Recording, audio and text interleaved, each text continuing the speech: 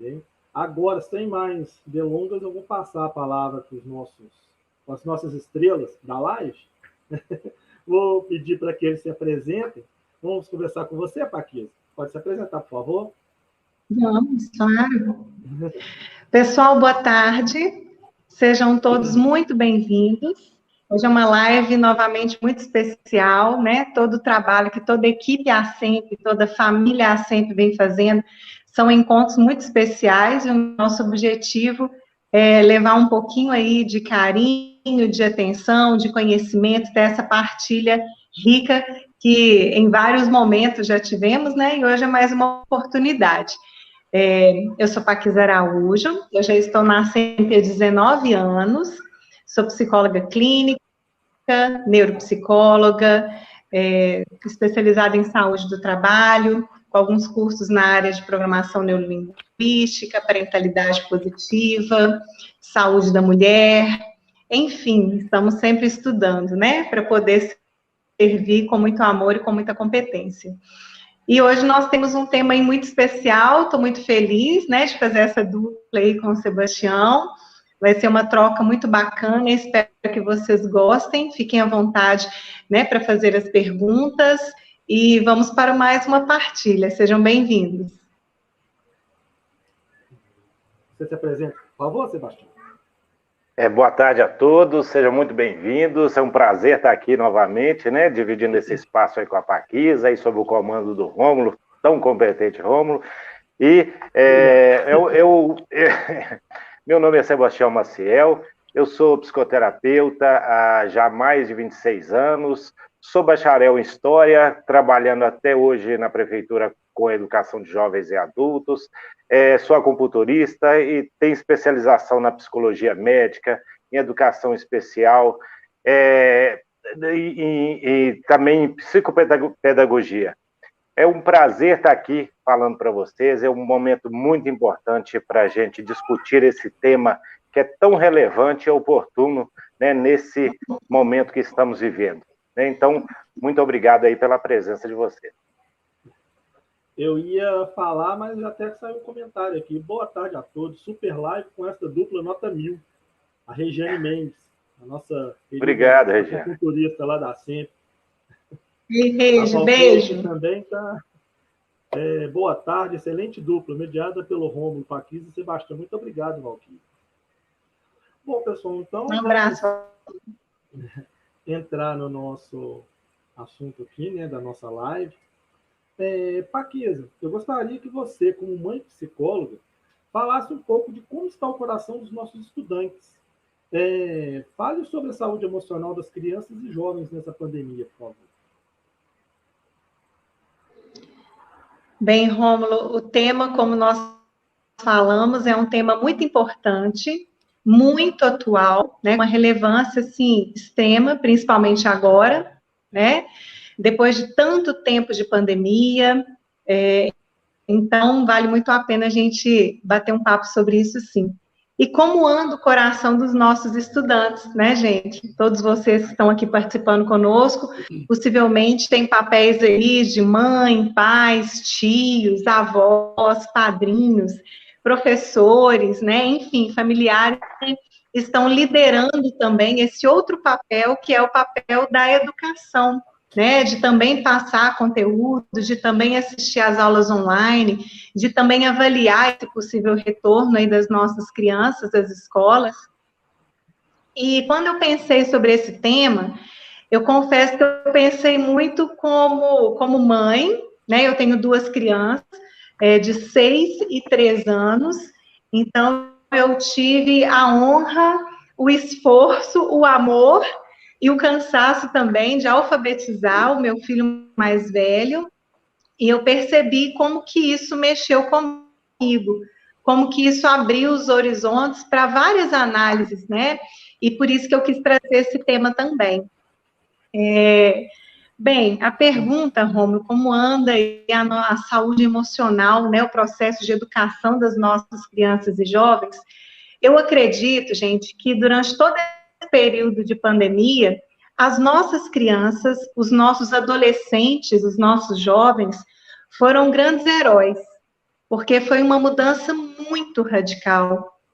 Até então, as crianças, os jovens estavam acostumados a receber o carinho da família, né, o chamego ali dos parentes, dos amigos mais próximos, mas também estavam acostumados a viver num contexto com muito estímulo externo, com muito lazer, com muita socialização. A vida na escola não era somente para aprender conteúdo. A escola é o quintal da nossa casa. A escola é a nossa segunda família. Então, a escola veio durante todos esses anos, né? Enfim, durante toda a nossa vida, a escola teve um papel de socialização, de abrir a nossa mente para novas culturas, enfim, nos ensina o conteúdo e nos ensina sobre vida. Então, as nossas crianças e jovens, eles perderam muito desse contato da escola, dos parques, dos passeios, do contato, né, com o restante da família. E ao longo dos atendimentos na clínica, atendendo tantos professores, tantas mães, né, tantas pessoas aí que tiveram de assumir esse posto de parente e também de professor, eu comecei a escutar muitos relatos, o quanto as crianças e os jovens estavam fadigados com essa nova realidade, estavam desencantados, porque parte desse encanto da infância e da juventude vem muito desse processo do lúdico, da socialização, dos passeios, do lazer, do prazer, e como isso, de certa forma, precisou ser retirado como uma maneira também de conter, né, a pandemia, enfim, para não se alastrar cada vez mais, houve esse processo de quarentena. E esse estranhamento do nosso público mais jovem, do nosso público infantil, foi muito grande. Então, as crianças e jovens começaram a apresentar alguns sintomas de irritabilidade, de muito cansaço, né, de pouca energia mesmo, energia vital, essa energia de querer brincar, de querer fazer as coisas, começaram a queixar, né, mas eu estou muito cansada, eu estou muito triste. Enfim, foram vários os discursos que ao longo aí desses meses, mais de um ano, né, as pessoas na clínica foram apresentando aí dos seus filhos. E eu comecei a perceber como que é importante a família... Oi, travou um pouquinho? Não, tem hora que você está falando, parece que está com um delay na sua voz. Pelo menos aqui tá, deixa eu entender, deixa eu... Tá acontecendo a mesma coisa. Se tiver, me avisa aí, por favor, pessoal. Aí nos comentários.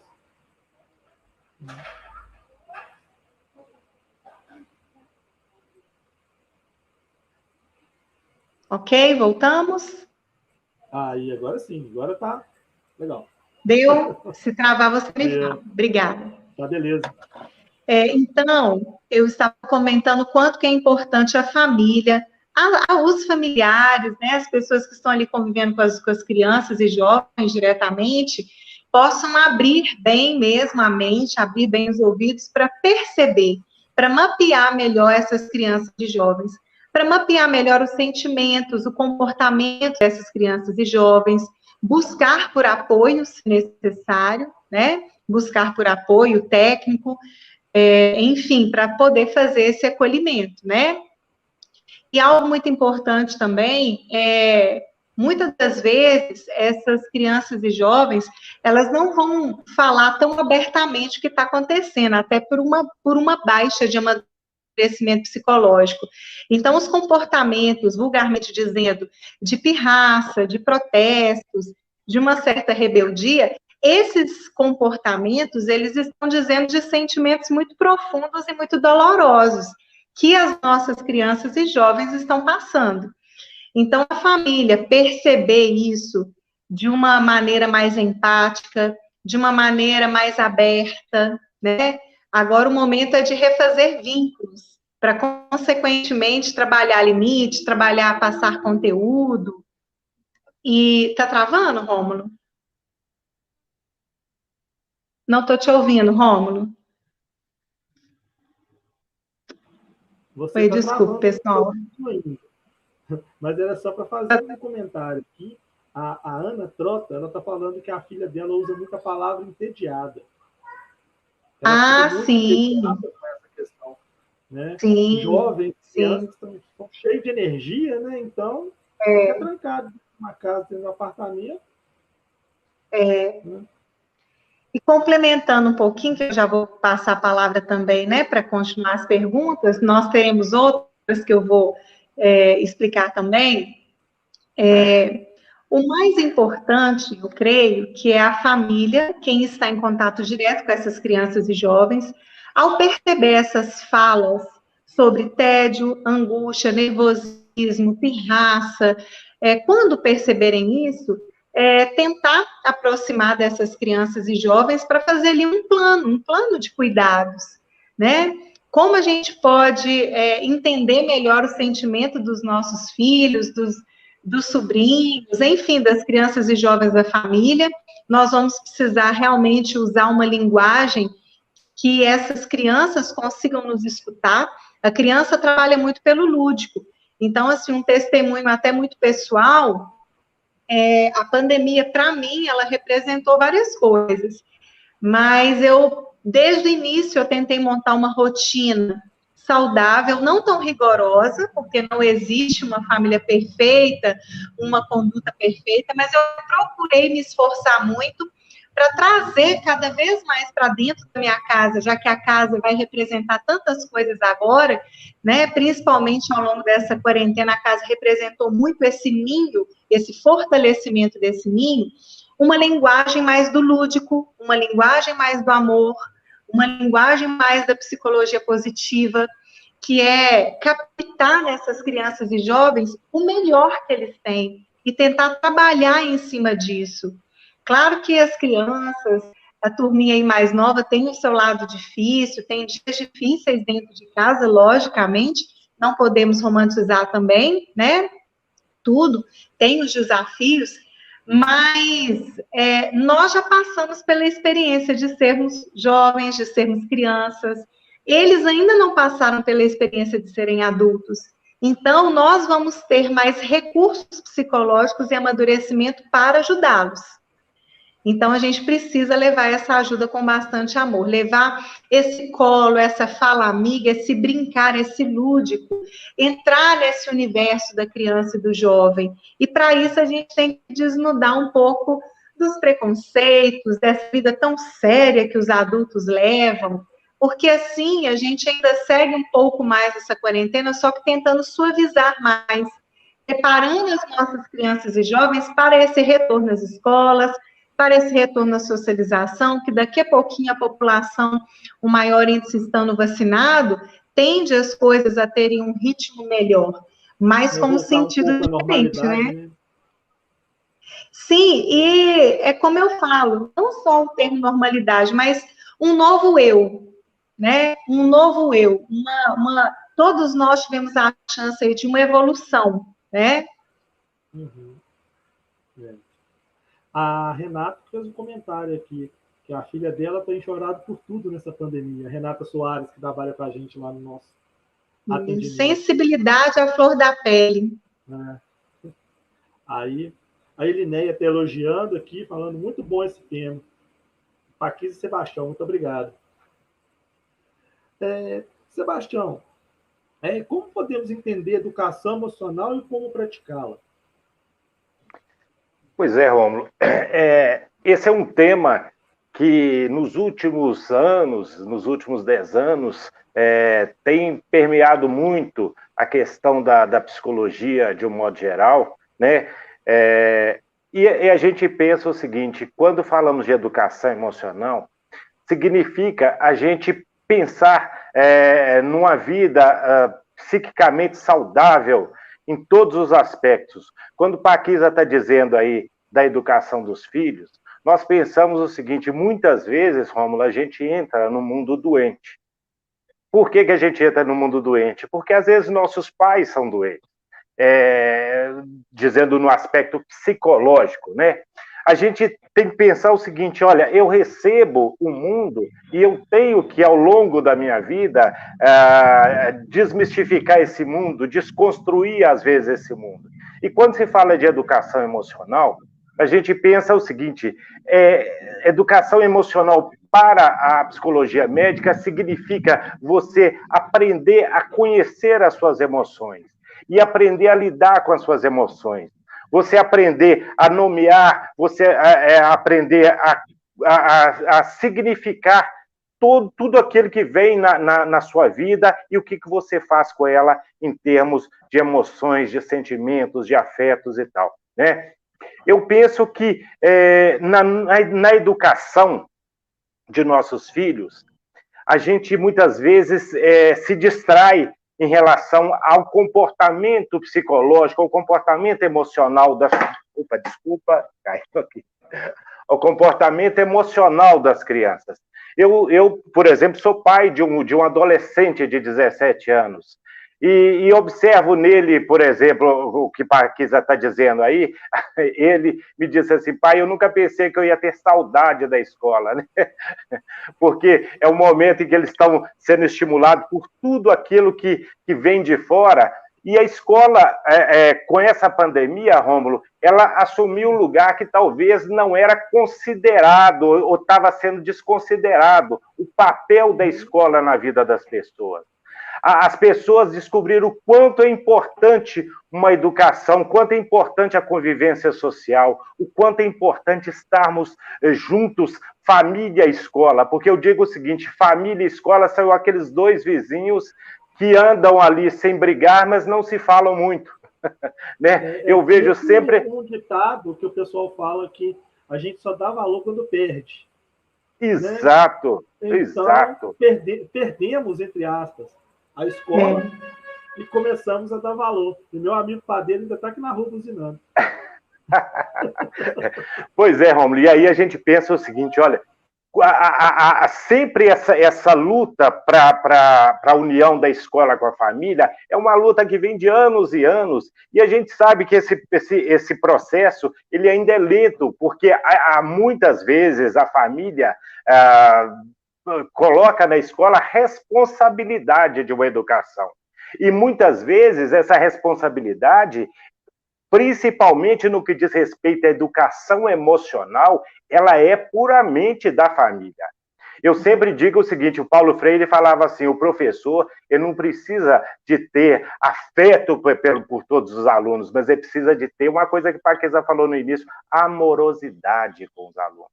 Não é? Porque a gente tem naturalmente as identificações que a gente vai se formando ao longo da nossa jornada. E eu penso o seguinte: olha, quando se fala de...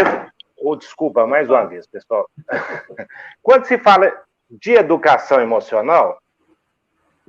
Aí, houve um probleminha aqui. Você travou, Sebastião. Voltou. Bom, enquanto você arruma aí, o José Almir fez um comentário aqui. 80 pais, mães, tios sedentos por aprender a lidar com as crianças. Nós temos 81 pessoas nos assistindo nesse momento. Que maravilha. Quando a gente... Obrigado. Quando a gente pensa em educação emocional, a gente tem que pensar qual que é a minha condição psicológica na construção de uma identidade emocional e na forma como eu educo os meus filhos. Onde eu estou observando ali intensidades emocionais, né? Eu tenho um poema da Adélia Prado que eu acho lindo, que chama Ensinamento, Rômulo. Ela diz o seguinte: olha, minha mãe achava estudo a coisa mais fina do mundo. Não é. A coisa mais fina do mundo é o sentimento.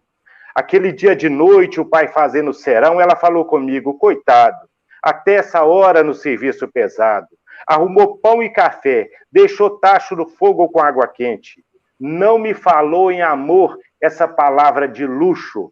Então, o que a Adélia Prado está querendo dizer é o seguinte: quando ela fala nesse poema sobre a compaixão por aquele que está trabalhando, ela está mostrando, a mãe está mostrando para a filha uma forma de ver o outro pelo sentimento, pela educação emocional.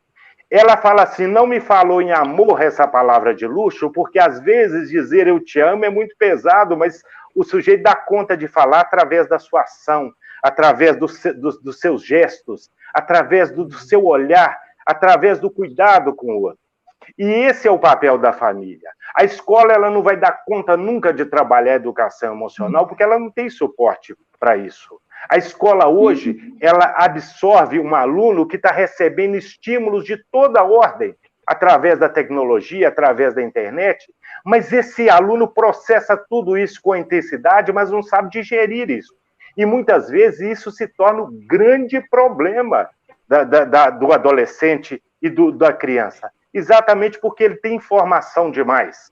E a gente lembra que a gente fala conhecimento é inesquecível, mas informação é esquecível. Então o sujeito vai lidando sempre com esse excesso de informação e muitas vezes isso vai trazendo um adoecimento, porque cria-se no sujeito aquilo que uma das associadas disse aí, que é o tédio, né? O que eu estou fazendo com a minha vida? Eu tenho estímulos demais, mas o tédio está aí exatamente porque me falta.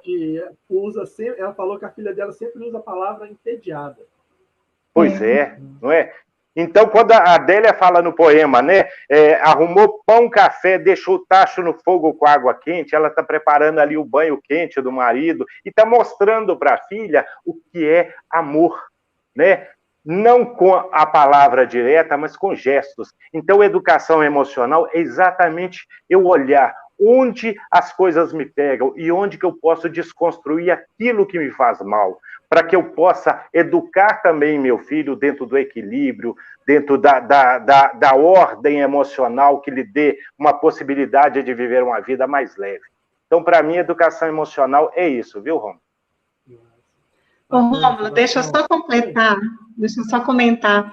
Sim, claro. Nossa, Sebastião, super profundo isso, tanto o poema, né, porque a gente está também dizendo sobre as linguagens do amor.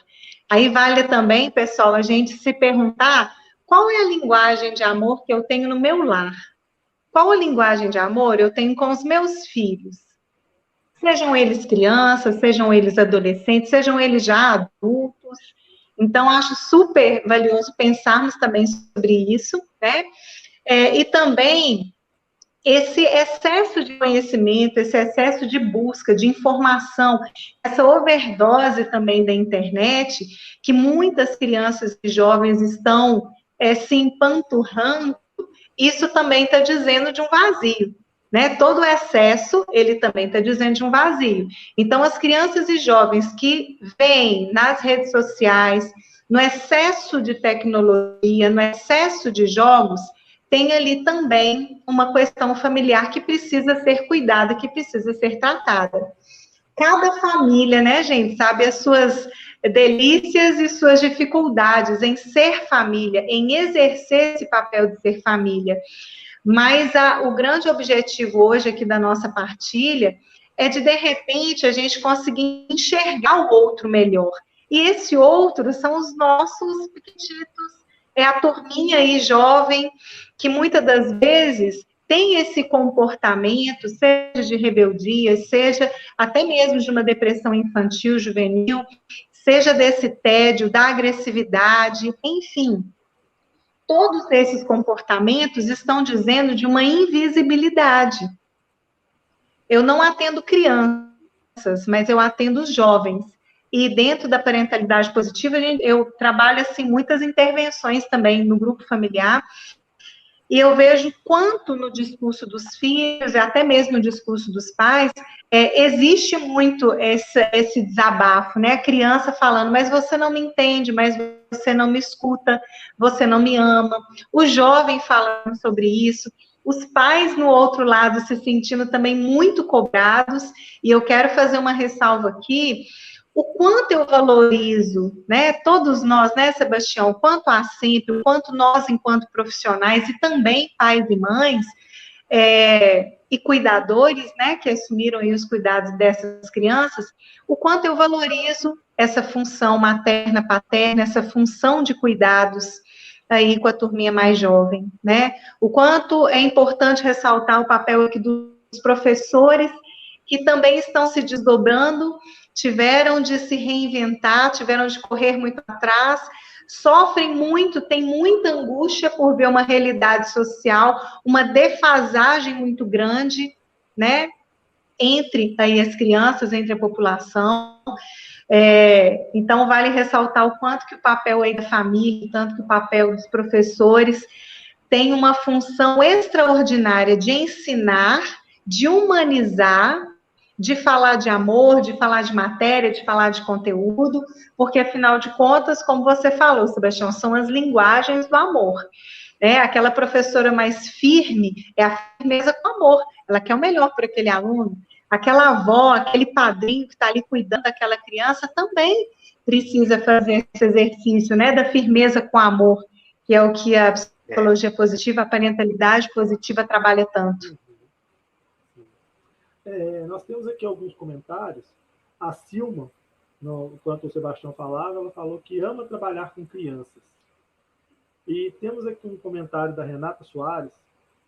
Ela disse o seguinte: difícil administrar nessa pandemia trabalho de empresa, trabalho de casa, exercícios de escola e ainda atenção à criança que vê na gente o amiguinho que falta, para brincar horas e horas. Isso realmente é bem complicado. A rotina ela ficou muito intensa, para a família, e principalmente para aquela pessoa, seja o pai, ou a mãe, ou a avó, ou a tia que cuida diretamente. Houve realmente um cansaço muito profundo, porque esse desdobramento entre carreira, entre os afazeres da casa, entre a manutenção de compras, farmácia, supermercado, o brincar, o lúdico, enfim, realmente exige bastante. O que eu observo que é saudável nesses momentos, a rotina, ela não é uma palavra para a gente interpretar de uma maneira negativa, mas uma rotina saudável, e é legal a gente falar isso com as crianças e jovens, que nós vamos fazer um pouco de cada coisa de uma maneira mais organizada. Porque no consultório eu recebo muitas mães, muitos pais, super angustiados, em uma angústia de impotência, igual o Freud já dizia, que é uma das mais dolorosas, porque não está dando conta de fazer tudo. E nós não temos que dar conta de fazer tudo. O tudo, ele já abre uma portinha para o adoecimento. Então, priorizar. É bom lembrar o seguinte: o mundo teve uma transformação profundamente substancial, numa velocidade jamais pensada, e a pandemia veio acelerar ainda mais essas transformações. Hoje a gente pensa que muitas vezes o celular é usado como uma babá eletrônica para criança de 1 ano, 2 anos, 3 anos, 4 anos, e nem vou dizer que em relação aos adolescentes. Essa tecnologia, muitas vezes, Paquisa, ela vem trazer uma carga de informação que muitas vezes o pai ou a mãe, eles não vão dar conta de levar para o aluno, para o filho. Eu lembro sempre que a gente tem que ter muito cuidado com esse avanço tecnológico. Por quê? Porque ele vai falar quando você não fala. Não é? Então é preciso, não há como negar esse avanço tecnológico, não há como negar esse acesso à informação. Mas a gente tem que andar junto com essa tecnologia, trabalhando principalmente a questão do afeto, porque o que temos visto aí, pelo menos nos noticiários que nos chegam, e também nos atendimentos que fazemos, é uma apatia profunda entre crianças e adolescentes, principalmente no que diz respeito ao afeto, à demonstração de sentimentos. Isso é algo perigoso. Isso é algo perigoso, porque eu digo o seguinte: quando você não age no sentido de levar a criança ou adolescente a perceber que ele precisa de desenvolver os seus sentimentos, os seus afetos, trabalhar suas emoções, a tecnologia vai falar por ele. Eu dou um exemplo aqui para vocês, para clarear um pouquinho.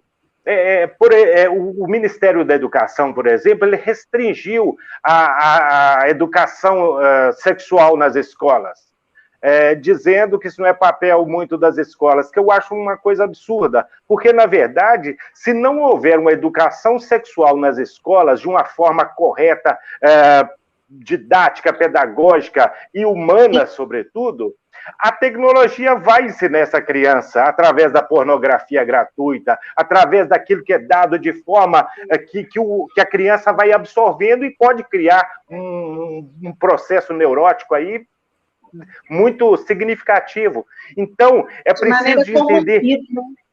Corrompida, por isso que a gente pensa que papel é esse que nós estamos assumindo nessa sociedade que traz um conservadorismo arcaico, né? Então nós temos que pensar nisso. Olha, a tecnologia ela é algo inevitável, é algo que está aí, que não há como voltar atrás, e é aí que nós temos que ter esse cuidado, porque a escola não vai dar conta disso, e a família que é o principal eixo norteador para que haja uma vida saudável entre esses jovens e adolescentes e as crianças de um modo geral.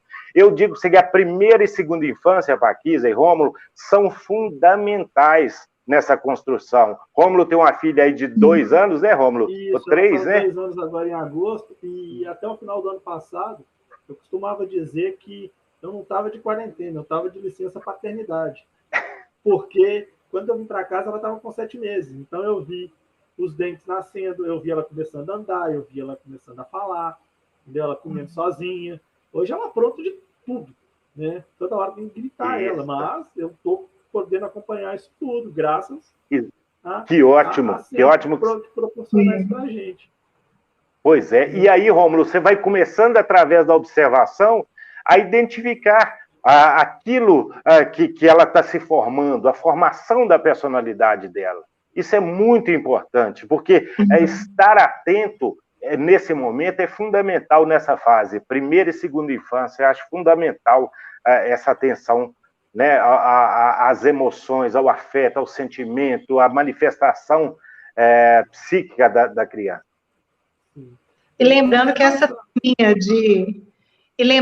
turminha que são crianças e jovens hoje é a nossa população futura, é a nossa sociedade futura, né? Então, nós temos aí um caminho também de cuidados, de tratamento, de retratações para fazermos, porque o público de agora, né, que é a criança, que é o jovem, daqui, de repente, a 1 década, 2 décadas, vai liderar muitas coisas, e dependendo de como está a saúde emocional, a gente tem aí boa liderança, pode ter uma boa liderança ou não, porque a gente está diante de uma defasagem que ela não é só de conteúdo, de matéria escolar, mas também de inteligência emocional, de amadurecimento psicológico. Então, o quanto é importante investir nessa turminha, porque no futuro são eles quem vão nos assessorar. Então, a gente está plantando aí sementes que elas precisam ser sementes fortes, né? E o quanto isso é valioso, esse processo. Com certeza. Antes da gente passar aqui para o próximo tópico, queria só ler um comentário aqui da Juliana Oliveira. Ela disse que uma aluna dela de 13 anos comentou que durante a pandemia cuidou da avó com os remédios em determinados horários e também que neste tempo ela passou mais tempo com a avó. Então, a Juliana pensa que na pandemia as crianças e jovens desenvolveram outras aprendizagens, né? Então, é bem interessante esse contato que a neta pôde ter com a avó, né? Então, ela conseguiu tirar esse momento, Rômulo, talvez ele passe a ser significativo por essa proximidade, talvez, por esse aconchego aí. A gente pensa que lidar com as emoções das crianças e adolescentes é também a gente ressignificar a própria vida, né? A gente ouve muito assim, muitas vezes eu não consigo ser tão afetuoso porque eu não recebi esse afeto de meus pais. O mundo muda, né? A forma como Claro, a forma como eu fui educado é totalmente diferente da forma como eu vou educar. Jamais eu vou pensar em querer educar meu filho da forma como eu fui educado. Não que eu... Isso, não que houve... que eu culpe meus pais por qualquer coisa, de maneira nenhuma. Mas é muito importante a gente perceber que a forma como se educa hoje, ela passa por diferentes processos.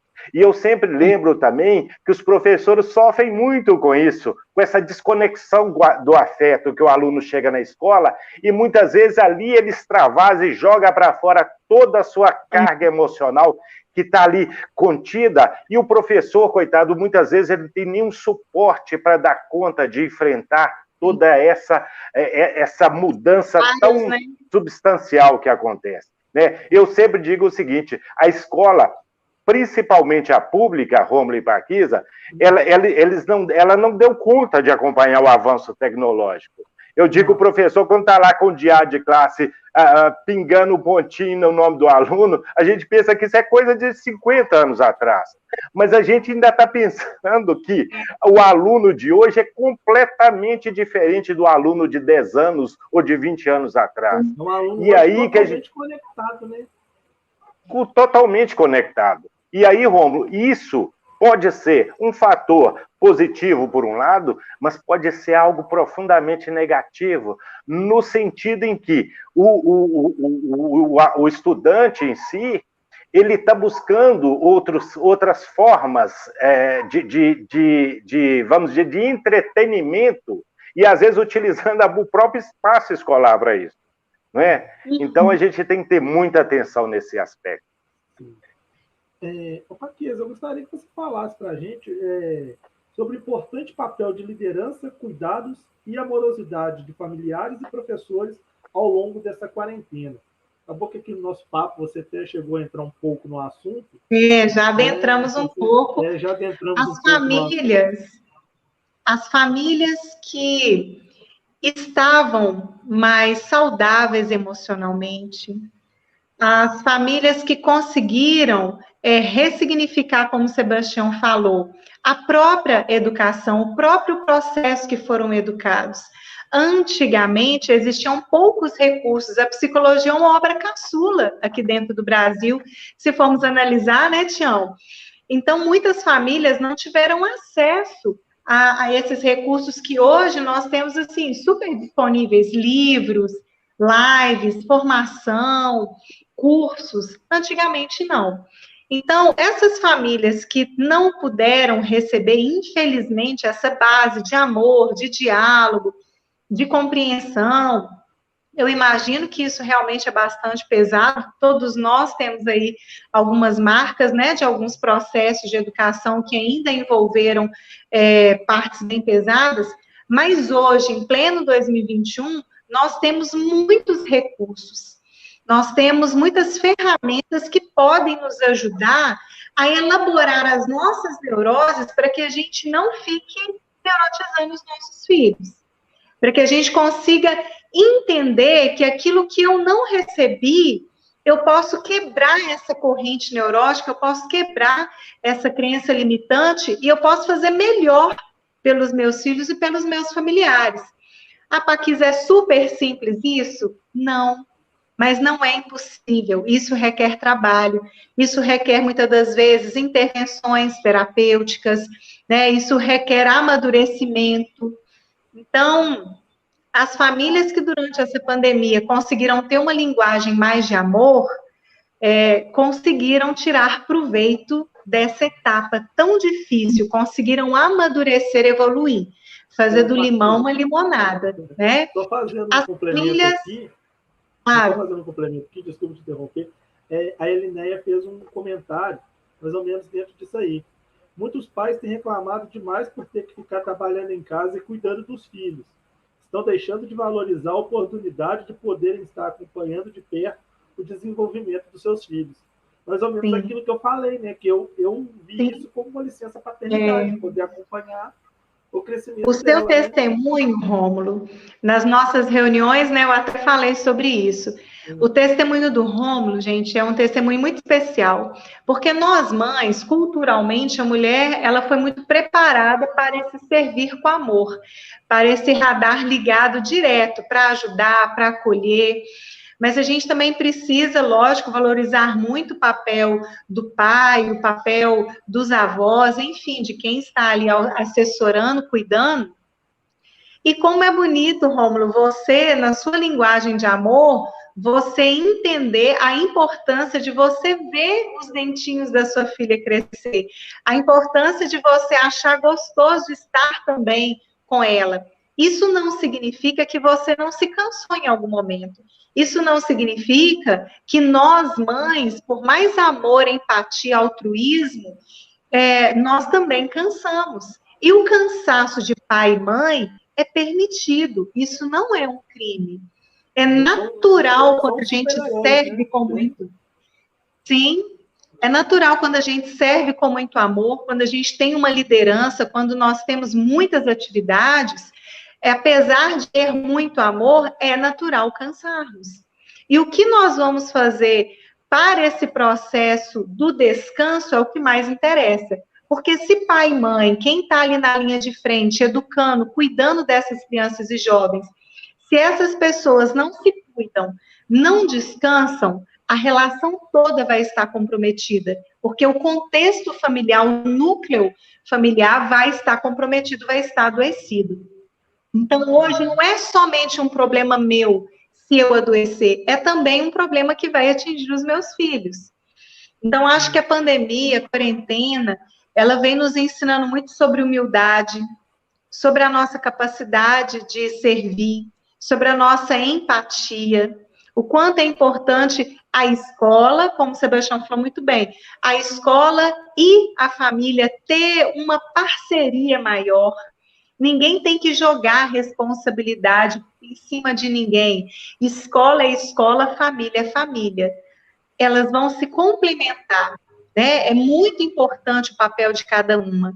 Mas, mesmo sem sombra de porque, Paquisa, educação emocional cabe à família, educação pedagógica cabe à escola. Por isso que essa parceria ela é substancial, ela é fundamental. Quando a escola delega, quando a família delega à escola a responsabilidade por essa educação emocional, ela está cometendo um equívoco profundo, que isso não vai acontecer.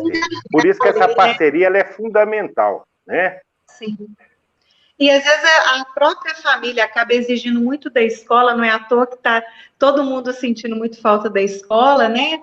Como vocês falaram há pouco, muitas das vezes a escola ela não tinha o devido valor, os professores não tinham o devido valor. E nessa ausência, né, acabou tendo aí essa clareza, o quanto que o papel é importante, sim, dos professores, da escola, mas isso não vai isentar nós que somos família, pais, mães, que estamos nessa linha direta. Então, eu creio que todos nós devemos nos cuidar, né? Toda casa, toda família, toda função materna e paterna, ela envolve muitas responsabilidades, e envolve o esgotamento também. Em outras lives eu já partilhei sobre isso, mas cada família tem a sua realidade financeira, cada família tem a sua realidade cultural, tem o seu amadurecimento psicológico ou não, tem a sua saúde ou não, né? Então, cada família vai doar aquilo que pode. Mas dentro do possível, as pessoas que conseguirem buscar mais, as pessoas que conseguirem evoluir mais, apesar de toda a escassez ao redor, tem hora que nós vamos ter que realmente plantar ali uma semente num solo que está muito seco, mas ter fé que aquilo dali vai brotar, vai nascer, porque é somente através da perseverança, é somente através do processo de transformação, de amorosidade, de humanização, que nós vamos atingir aí essa construção emocional das nossas crianças e jovens. Porque nós adultos, nós já temos uma base formada. Eles estão construindo. E a matéria-prima dessa construção, que é o caráter, que é a saúde emocional das nossas crianças e jovens, essa matéria-prima, ela é feita onde, pessoal? Ela é feita dentro dos lares, dentro das famílias e, consequentemente, dentro das escolas. O José Almir até fez um comentário aqui. Isso aqui, deixa eu ver. Bom, eu vou achar ele aqui e vou ler o comentário do José Almir daqui a pouco. Mas enquanto eu procuro aqui, Sebastião, fala para a gente um pouco sobre o papel da educação emocional na formação da personalidade. Pois é, Rômulo. Quando o Paquisa está falando aí a importância da família estar atenta a esse processo da formação da personalidade, a gente lembra também, né, Paquisa, que não é fácil, porque desconstruir uma história pessoal precisa primeiro eu identificar isso em mim. Como é que eu vou desconstruir algo que eu não identifico em mim? Né? E muitas vezes a rigidez na educação ela está muito ligada a isso. O sujeito acha, porque eu fui criado assim, eu tenho que criar meu filho dentro dessa estrutura. A gente pensa que isso não é muito simples, porque a rigidez se estabelece dentro dos estigmas, não é? Aquele pai que já se formou dentro de uma estrutura muito rígida, ou a mãe que às vezes tem algumas dificuldades na sua própria formação de personalidade, todos esses elementos são introjetados na estrutura do sujeito. Eu me lembro, Paquisa, de um adolescente que chegou na SEMP, lá na Rua Tupis, para ser atendido com sintomas de ansiedade, e realmente ele era um menino de 9 anos muito ansioso, ele movimentava muito as pernas, e uma agitação, o olho piscava muito. A princípio, a escola identificou esse aluno com problema de audição, mandou ele para um otorrino, e o otorrino viu que ele não tinha problema de audição, que o problema dele era ansiedade, encaminhou ele para o psicólogo. Então, essa pessoa levou essa criança para o atendimento, e eu pedi à estagiária, a Raquel, que fosse visitar essa família para ver como é que era a estrutura familiar, se houve algum problema ali na gestação da criança. E ela identificou, quando ela chegou na casa, que todos eles eram agitados demais, falavam muito rápido, muito alto. Então, a casa ali era um movimento de pura ansiedade. E, claro, a criança nasceu no mundo ansioso, ela foi se formando dentro de uma estrutura ansiosa e a ansiedade passou a ser algo natural.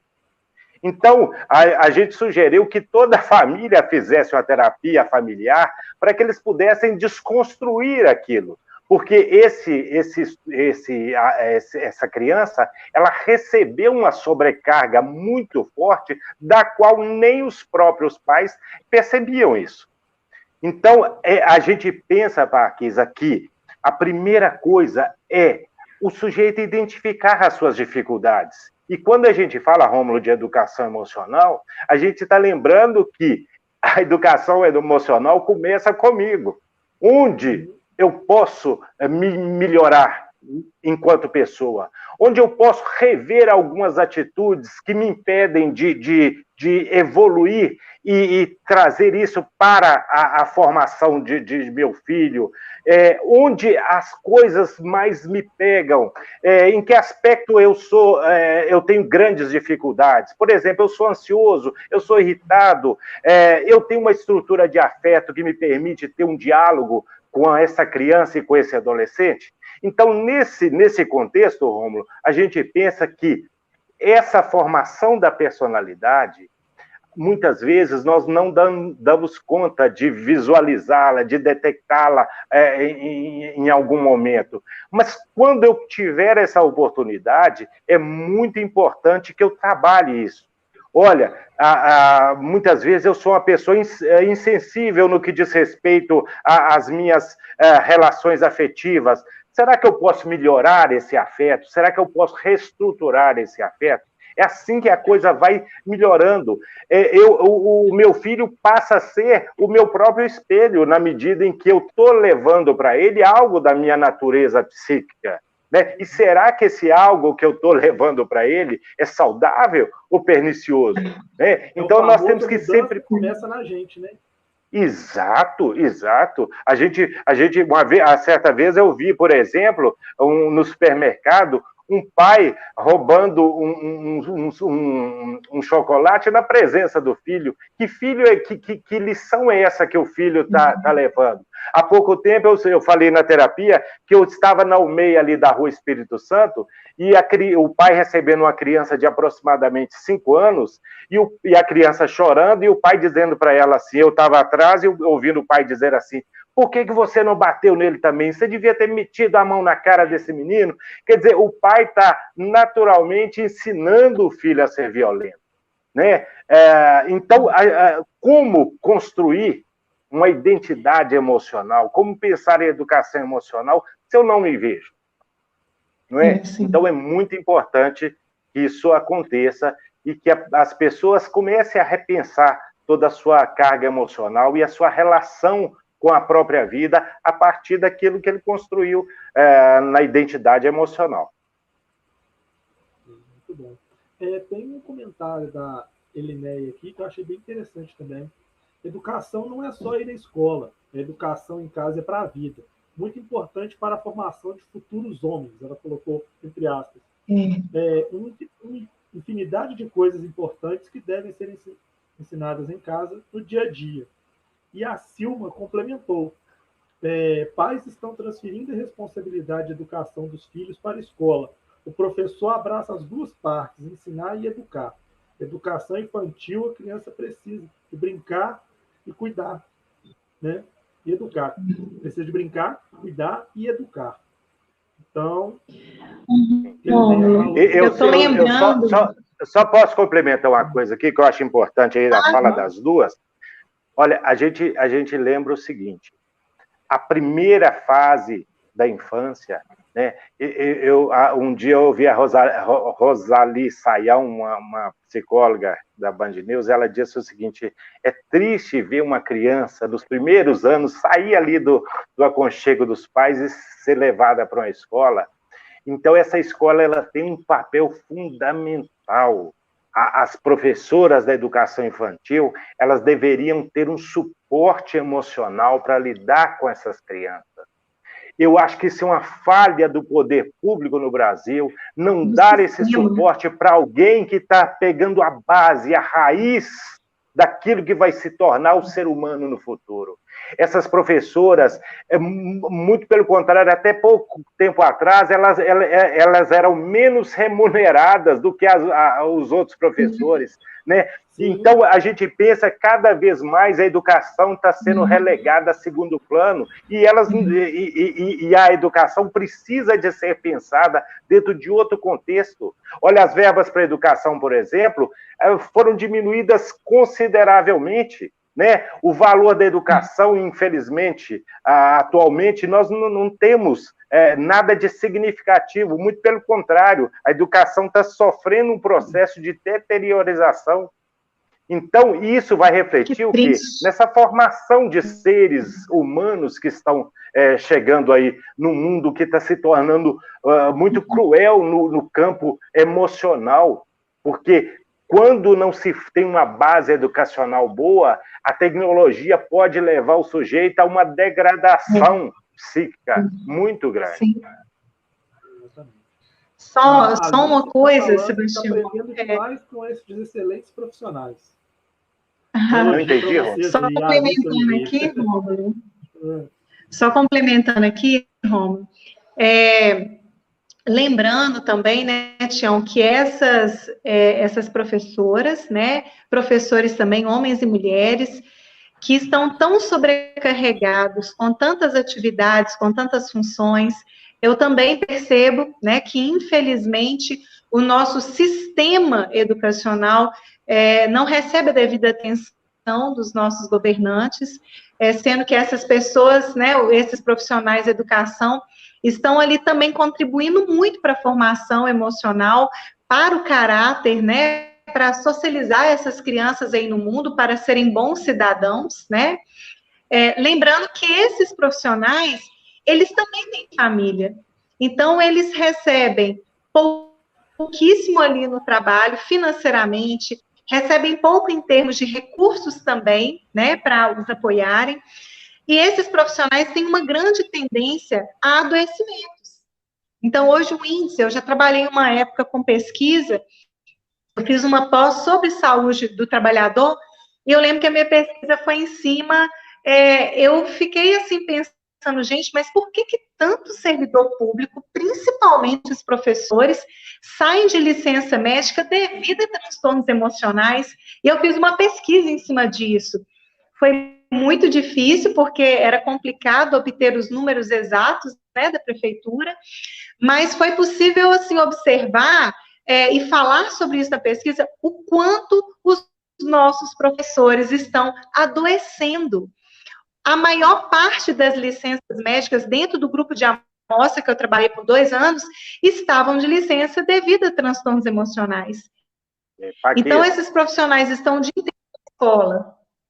Oi. Veja bem, olha o papel do professor há 20, 30, 40 anos atrás, né? A nobreza de ser professor. Hoje é uma profissão que é vista de forma pejorativa.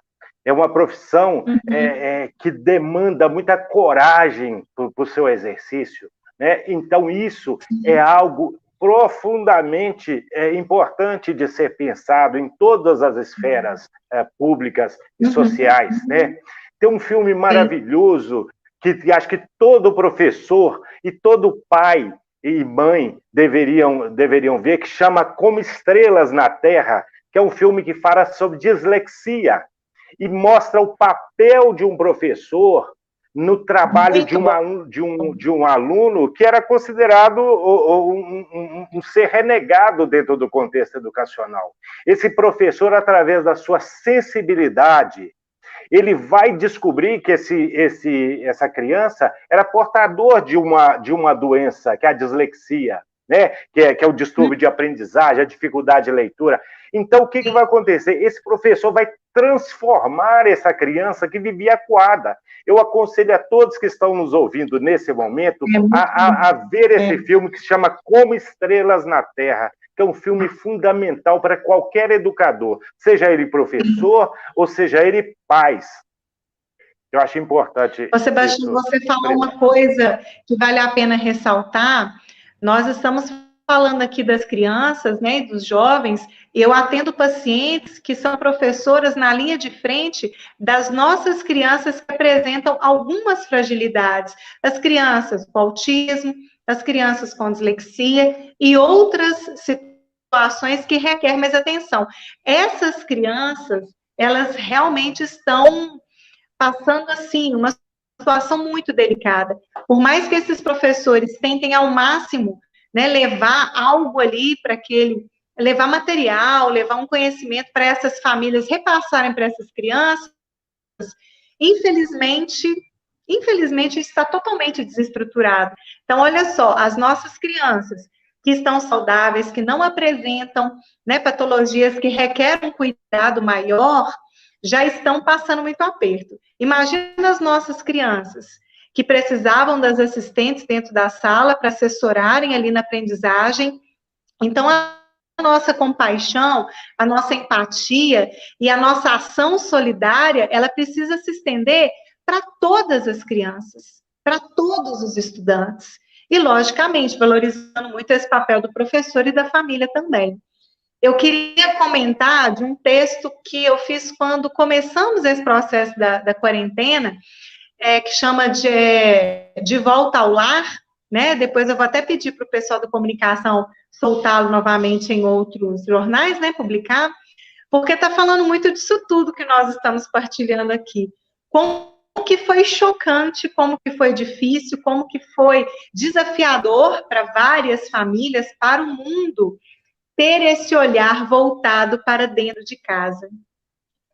Como foi difícil enxergar esse ninho como um lugar que é importantíssimo ofertar amor e receber amor. Como que esse ninho ele precisa ser reestruturado a todo momento para que, principalmente as crianças e jovens que estão sendo criadas, nutridas naquele ninho, elas realmente possam receber uma nutrição de amor.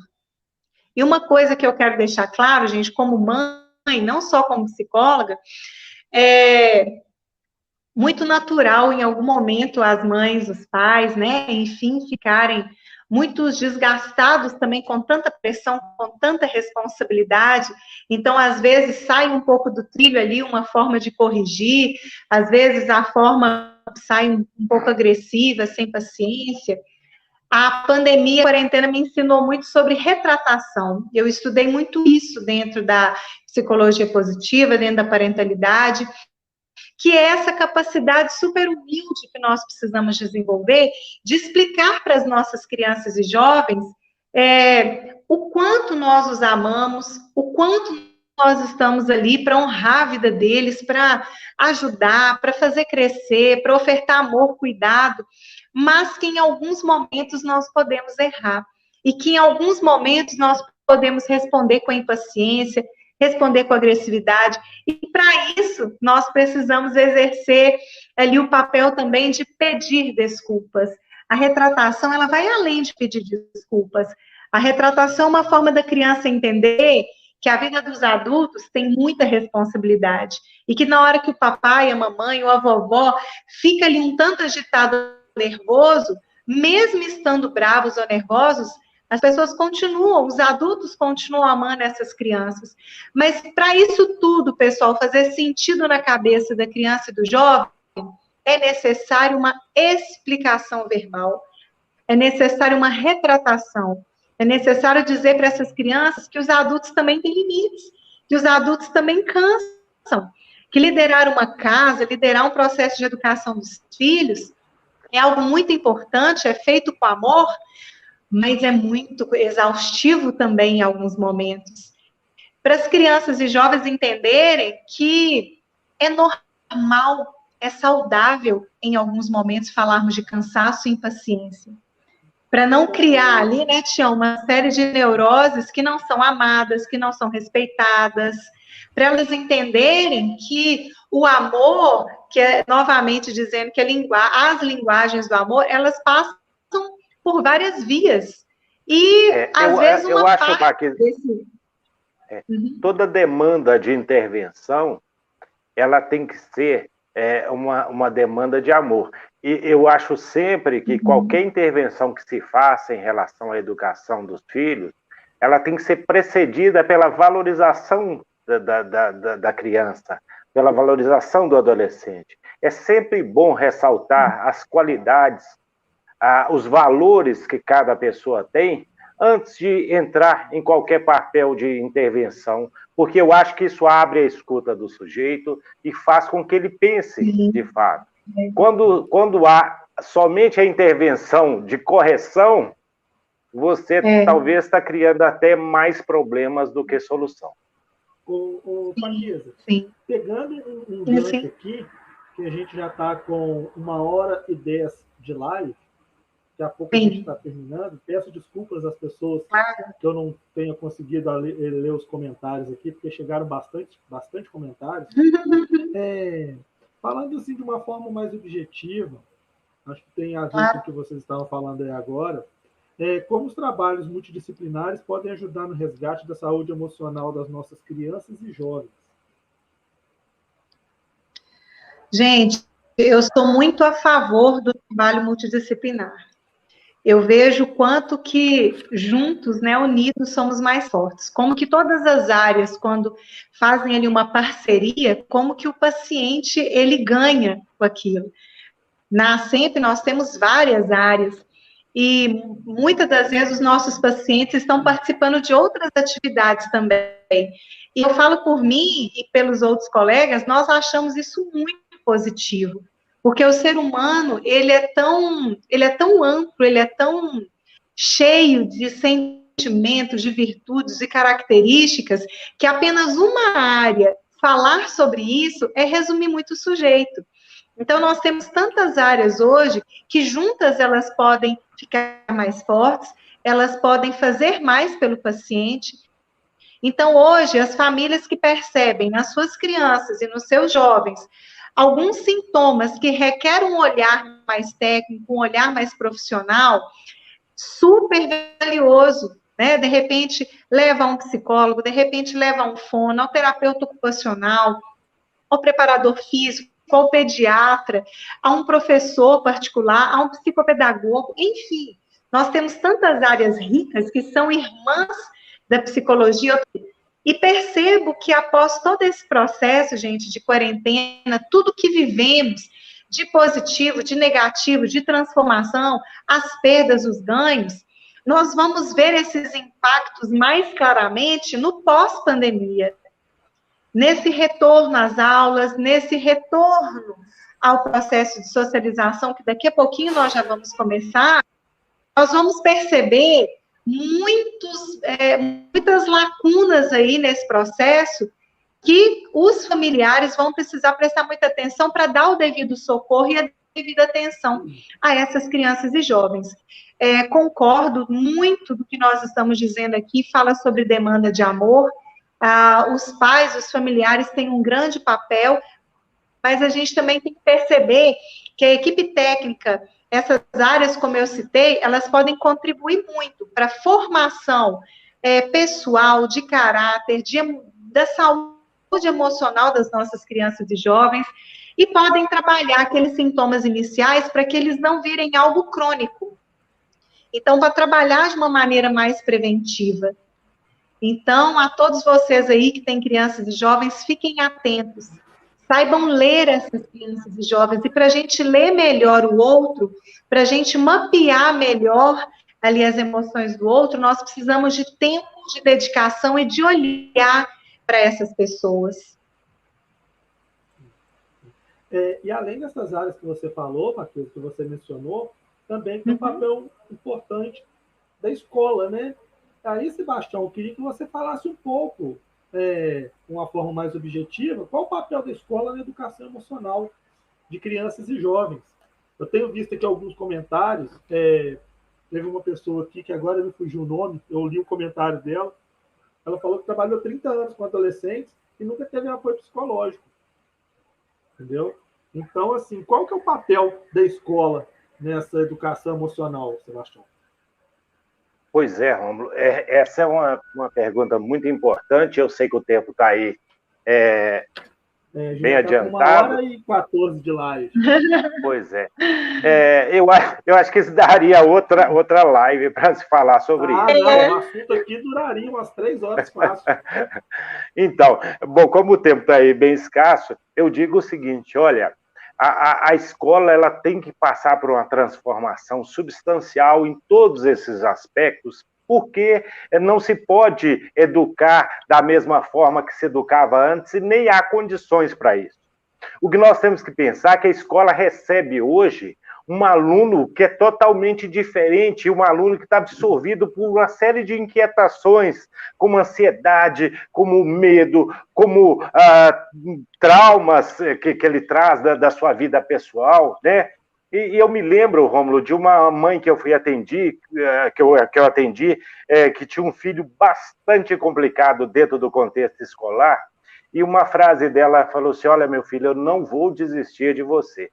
Sabe? Essa frase foi bastante significativa, porque a mãe, por mais difícil que esteja, ela está ali sempre do lado para absorver e amparar todas essas demandas. E você imagina que muitas vezes é na escola, Rômulo, que toda essa carga emocional ela é extravasada, ela é externalizada, né? E a escola precisa de repensar o seu papel, inclusive, Rômulo, criando políticas públicas de saúde mental, não só para os educadores, mas para os educandos.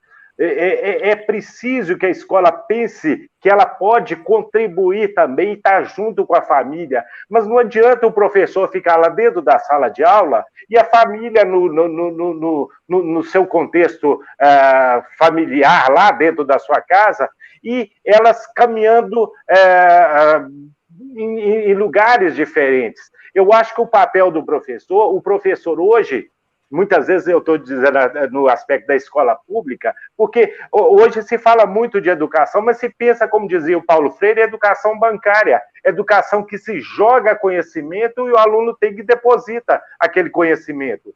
Mas no que diz respeito à questão emocional, a educação como um todo, sendo ela pública ou privada, ela é falha. Porque a escola acha que isso não é papel dela e a família transfere esse papel para a escola. Então fica esse eixo desfeito aí. E é preciso, Rômulo, como eu disse, teria que ter um tempo maior, mas eu digo o seguinte, basicamente precisaria de se investir mais nessa questão emocional, trabalhando o aspecto do profissional de educação e desses alunos que precisam de um apoio numa fase tão significativa da vida. Sim. Uhum. Sim. Muito bom. Bom, pessoal, então nós vamos ficando por aqui. Agradeço a presença de todos vocês que nos acompanharam até agora. Daqui a mais ou menos uns 10 minutinhos, a live vai estar salva lá no nosso canal do YouTube. Então, não deixem de se inscrever. Não só essa, mas todas as outras lives e atividades que a gente faz ao vivo, como a yoga e a dança, também ficam gravadas lá no nosso canal do YouTube. Certo? E, Paquisa, eu gostaria de se despedir do pessoal. Considerações finais, né? Gente, foi um prazer estar aqui com vocês. Amei o nosso trio de hoje. Muito obrigada. A todos que participaram da live, um grande abraço. Muito obrigada mesmo. Esses momentos de partilha são preciosos para o nosso crescimento, né? E um recadinho final, gente, prestem atenção nas suas crianças e jovens, amem as suas crianças e jovens, valorizem tudo que essas crianças e jovens possam fazer, vamos evitar comparação, vamos evitar julgamento, vamos evitar de querer construir nas nossas crianças garotos prodígios, né? Exigir um perfeccionismo que às vezes isso é uma demanda dos pais e da família. Vamos valorizar e amar as nossas crianças, porque os nossos filhos são as nossas melhores sementes. Eu desejo a todos muita saúde e paz, muito amor, muita empatia, e que esse recomeçar aí dos nossos jovens estudantes, né? Daqui a pouquinho, já voltando esse sistema da escola, que as famílias possam realmente fazer uma grande parceria e que queiram agir de corpo e alma, coração mesmo, né? Porque não adianta só o discurso amoroso. A gente precisa, nesse momento, de ação amorosa. Um grande abraço, pessoal. Até a próxima. Gostaria de falar alguma coisa? Considerações finais, como diz a Paquisa, Sebastião? Gente, primeiramente, eu queria agradecer aí, viu, Romulo? Obrigado aí pelo convite. Paquisa, obrigado pelo convite. É um prazer sempre, né? Agradecer a sempre aí por essa oportunidade de estar levando essa reflexão a tantas pessoas, né? Disponibilizando esse encontro aí para tantas pessoas. E é isso que eu penso. Eu queria terminar dizendo uma frase, Paquisa, que você falou logo no início. Você falou coração de estudante, que também é o nome de uma música do Milton Nascimento, né? E ele Sim. fala que tem que se ter esse cuidado com a vida, né? Para que a vida nos dê flores e frutos, né? Então, é isso que eu desejo a todos, que essa pandemia possa realmente transformar e trazer uma nova reflexão sobre esse papel de pais, professores, estudantes, né? Para que a gente tenha, de fato, flores e frutos no futuro. Obrigado a todos, obrigado, Romulo. E que essa pandemia passe logo, né? Se Deus quiser. Só para encerrar aqui, um comentário que o José Almir fez aqui, eu tinha perdido ele e acabei achando. Paulo Freire dizia: educar, impregnar de sentido o que fazemos a cada instante.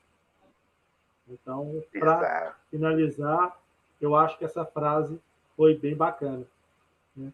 Bom, pessoal, então, e lembrando que todos esses livros tem na nossa biblioteca, né, Rômulo? É verdade. Um dos recursos também, pessoal, tem vários livros aí muito positivos. Não só na biblioteca lá da Simples, como na nossa biblioteca digital. É só entrar no nosso site que vocês têm acesso a diversos livros lá.